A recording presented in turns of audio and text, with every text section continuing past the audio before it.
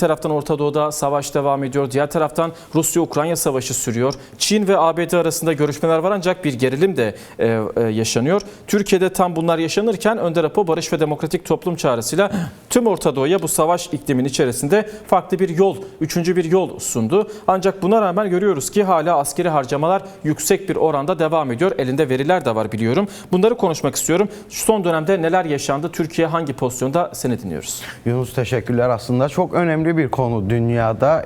Ne kadar barış çağrısı, ne kadar ilerici görüşler aynı çatı altında toplanmaya çalışsa da bir diğer taraftan kapitalist modernite karşı hamle yaparak işte geçtiğimiz yıllardan beyin ölümü gerçekleşti dediğimiz NATO gibi bazı girişimlerde bulunarak işte kendi cephelerini oluşturuyor, silah ticaretlerine devam ediyor, dünyayı yangın yerine çevirmeye çalışıyor ve bundan rant sağlamaya, barışın önüne geçmeye devam ediyor. Evet. Aslında aşama aşama ilerleyelim. En yakın coğrafyamız Belçika.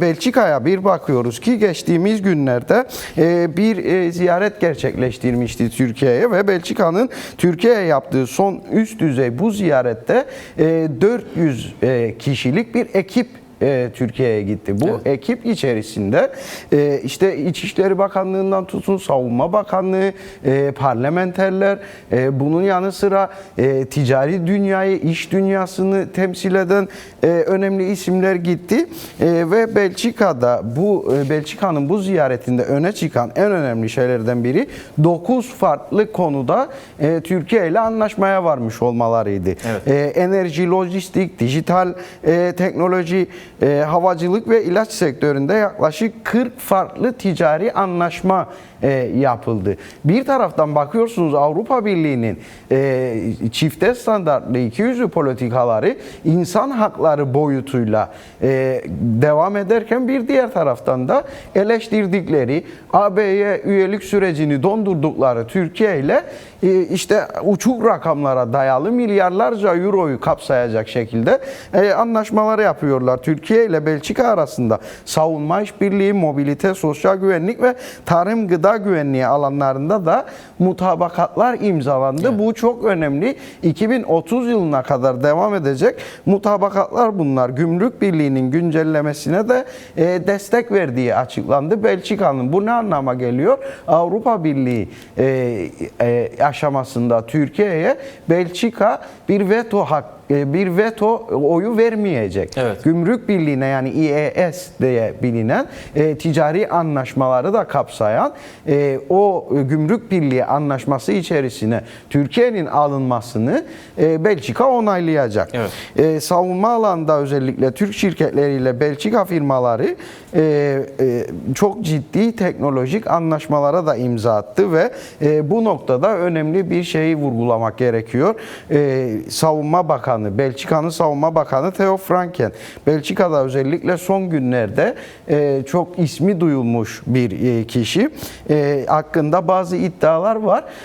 Rus drone tehdidi gerekçesiyle milyonlarca euroluk anti-drone ekipmanının satın alınmasıyla ilgili bir yolsuzluk iddiası var. Evet. Ve Belçika'daki kamu yayıncısı VRT'den gazeteci bir arkadaşımız orada yapmış olduğu bir araştırma sonucunda işte Zaventem Havaalanı, Brüksel'de bulunan Zaventem Havaalanı üzerinde geçtiğimiz aylarda belirlenen ve yasa dışı uçuş yaptığı iddia edilen dronların aslında askeri helikopter sevkiyat yapan askeri helikopterler olduğu ve bunu gerekçe göstererek Theo Franken'in çok büyük meblağlarda yaklaşık 20 milyar euroya yakın bir ticari anlaşmayı Türkiye ile ve Almanya ile ki Almanya'ya da geleceğiz. Evet. Bir yolsuzluk sonucunda halkın tepkisine de neden olacak şekilde VRT ortaya koymuştu. Şimdi 2026 Mayıs ayında bu ziyaret gerçekleşmişti ve Belçika Ekonomi Heyeti ile Ankara, İstanbul'da temaslarda bulundu. Ziyarette özellikle savunma ve havacılık alanında ise 6 stratejik anlaşma imzalandı. İşte bu Aselsan, yine Ho Advanced System arasında, John Craig Defense arasında zırhlı araçlar ve pazarı genişletme açısından çeşitli anlaşmalar yapıldı. Bunun haricinde Almanya'dan bahsettik. Almanya'ya da gelelim. Özellikle Almanya'da ise en önemli anlaşmalardan biri Eurofighter meselesi oldu. Eurofighter'lar 2025'te zaten gündeme oturmuştu. İzleyicilerimiz de bunu ekranlardan takip etti. Dolayısıyla 40 adet Eurofighter savaş uçağı Almanya ve İngiltere ortaklığında Türkiye'ye satılması imzalandı. Bu gelişme Almanya'da Türkiye'ye karşı savunma politikasının yumuşadığı anlamına da geldi. Bu böyle yorumlandı. Aynı zamanda NATO içinde Türkiye'nin stratejik öneminin de yeniden farklı bir boyuta geldiği konuşuluyor. Şimdi Almanya'dan bahsettiğimizde ve Avrupa Birliği'nin Türkiye ile olan silah ticaretinden bahsettiğimizde Rheinmetall'i vurgulamamak mümkün değil. Çünkü 2025 yıllık cirosu Rheinmetall'in 9,9 milyar euro olarak açıklandı. Bu meblağın çok büyük bir kısmı ise Türkiye ile yapılan anlaşmalardan geldi. İşte bu noktada yeni bir soru ortaya çıkıyor. Yani demokratik toplum ve bir barış süreci ilerlerken Türkiye'de Türkiye'nin gerek Kıbrıs üzerinden gerekse yine Kürdistan bölgesindeki sınırlarına yığmış olduğu tanklar, füzeler, hava savunma sistemleri, dronlar, bunlara yapılan yatırım savaşa dönük bir yatırım mı? Savaşı körüklemeye dönük bir yatırım mı? Yoksa bir diğer taraftan barış süreci devam ederken barışa dönük yatırımlar mı yapılması gerekiyor? Rheinmetall gibi bir şirkete 2026'da gelirini Türkiye ile yapmış olduğu anlaşmalardan 14,5 milyar euroya çıkardı. Evet. Yani neredeyse 3,1 daha fazla bir ciro söz konusu oldu. Dolayısıyla beyin ölümü gerçekleşti dediğimiz NATO'nun bugün nasıl bir hamleye girmiş olduğunu hem silah ticareti hem Avrupa Birliği'nin ikiyüzlü politikaları bir diğer taraftan NATO'nun ekmeğine yağ sürerken bir diğer taraftan ise aslında bu silah ticareti, bakın az önce Belçika örneğini verdik. 20 milyar euroya yakın bir kara parayı bir Dışişleri Bakanı adeta böyle çerez parası gibi gidip Türkiye gibi coğrafyalarda açık açık bir şekliyle aklayabiliyor. Evet. Ve bunu kamuoyunun gözünün önüne basıncılar yapmış oldukları araştırmalarla, bu dosya haberlerle sergiliyor. Dolayısıyla gerçek ortadayken bir diğer taraftan Avrupa Birliği'nin insan hakları ve demokratik çözümleri savunması gerekirken bu şekilde bir tablo çizerek bir diğer taraftan da silah ticaretini destekliyor. Kendi ülkelerinde. Çünkü biliyorsunuz şimdi Avrupa Birliği'nin yıllık bütçeleri bileşenlerinin yapmış olduğu dış ticari anlaşmalar üzerinden şekilleniyor. Evet. Ve Avrupa Birliği'nin en güçlü ekonomisi Almanya, İngiltere'ydi daha önce. Brexit sonrasında bu Almanya'ya geçti. Almanya az önce söyledik korkunç rakamlarda Türkiye ile birlikte yine farklı 3. dünya ülkeleriyle birlikte çeşitli ticari anlaşmalar ve silah ticaretini devam ettiriyor. Son olarak İngiltere'den de bahsedelim. Dolayısıyla şimdi İngiltere'deki motor, radar, havacılık teknolojileri alanında ortak çalışmalara dair Türkiye ile çok ciddi anlaşmalar yapıldı ve İngiltere Türkiye'nin NATO içindeki stratejik rolünü destekleyen ülkelerden biri olarak öne çıktı. 2025 yılında özellikle 2026'nın ilk yarısında ise BAE Systems'in 28,3 milyar sterlin yaklaşık 36 milyar dolar yapıyor bu. Evet. Yıllık cirosu bu şekilde açıklandı. Yine buna bakıyoruz. BAE Systems 40 adet Eurofighter jet'in Türkiye'ye verilmesindeki ana üretim merkezi. Yani parçaların birçoğu Almanya'da üretiliyor. Ham madde Almanya'dan İngiltere'ye gönderiliyor. Bu ortak program. Buna bu yüzden Eurofighter ortak programı deniyor. Bu Eurofighter ortak programına Avrupa Birliği de dahil.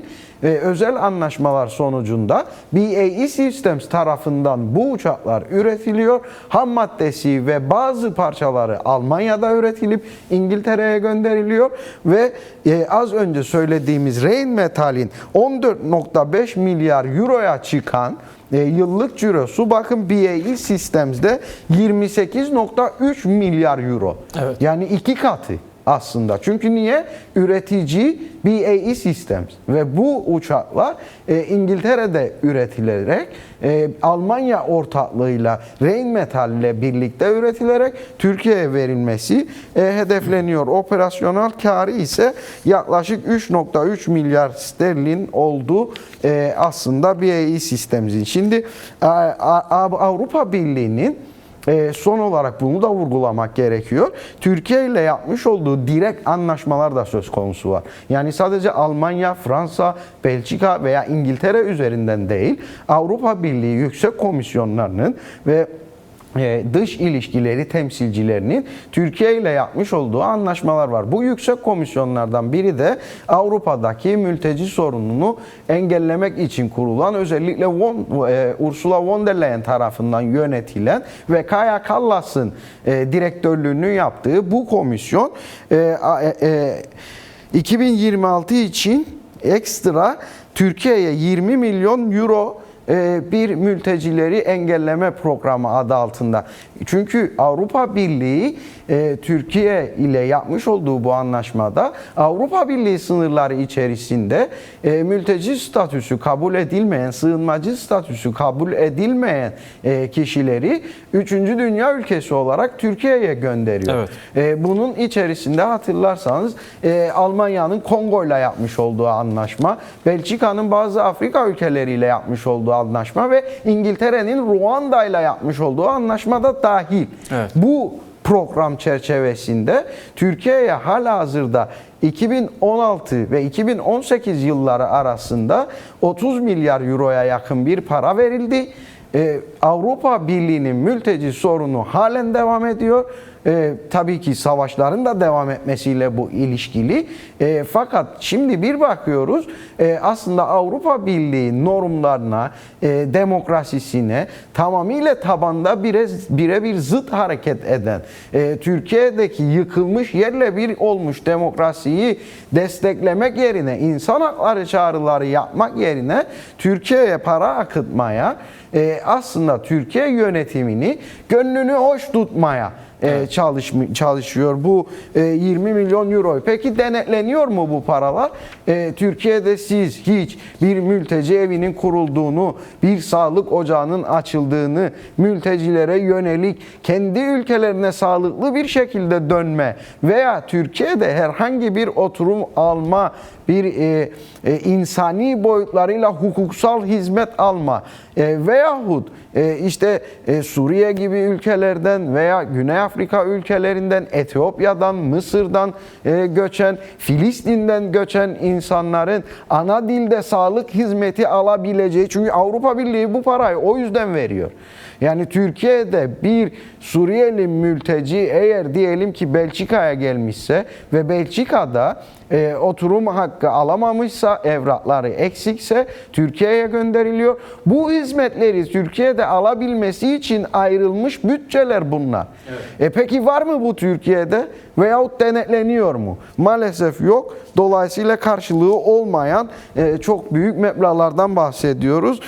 Şimdi 2016'nın büyük bir kısmı AB-Türkiye Mülteci Anlaşması kapsamında 6 milyon euroluk bir fon da ayrıldı. Bu ayrı bir fon ve daha sonra 2020-27 dönemi içinde ekstra 6 milyon euro. Şimdi bu 6 milyon euro her yıl verilen bir para. İzleyicilerimizin kafası karışmaması için. Çünkü burada birçok milyon paket eurolardan bahsediyoruz. Evet. Şimdi bir her yıl verilen, her yıl tazelenen 6 milyar euroluk bir anlaşma söz konusu var.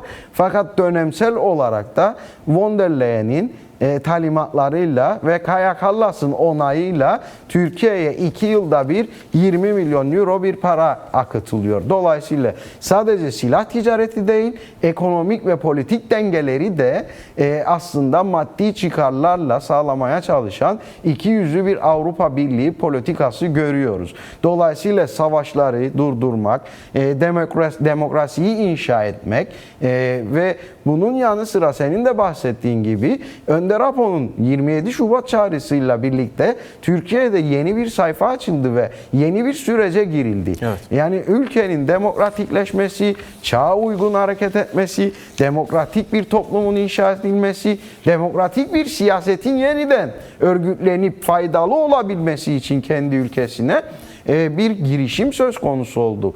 Bunun karşılığında ne görüyoruz? Halen yükselen silah ticareti, halen Türkiye'ye karşılıksız bir şekilde akıtılan çok büyük meblağlar ve Avrupa Birliği'nin insan haklarını desteklemesi yerine silah ticareti, silah anlaşmaları yapmasına tanık oluyoruz. Örneğin umut hakkı. Umut hakkı meselesi Avrupa Konseyi Bakanlar Komitesi tarafından geçtiğimiz ay onaylanması gerekiyordu. Fakat gündeme bile alınmadı. Eylül ayına ertelendi. Avrupa Parlamentosu'nun almış olduğu kararlar var. Yine Selahattin Demirtaş'ın özgürlüğünün sağlanması, Osman Kavala meselesi, İnsan Hakları Mahkemesi'nin yaptırım düzeyine gelecek çağrıları var. Avrupa Birliği bunları uygulamaya koymuyor ama milyar milyar euroları akıtmaya devam ediyor. Bizler de bu ekranlardan bu gerçekleri söylemeye devam edeceğiz Yunus.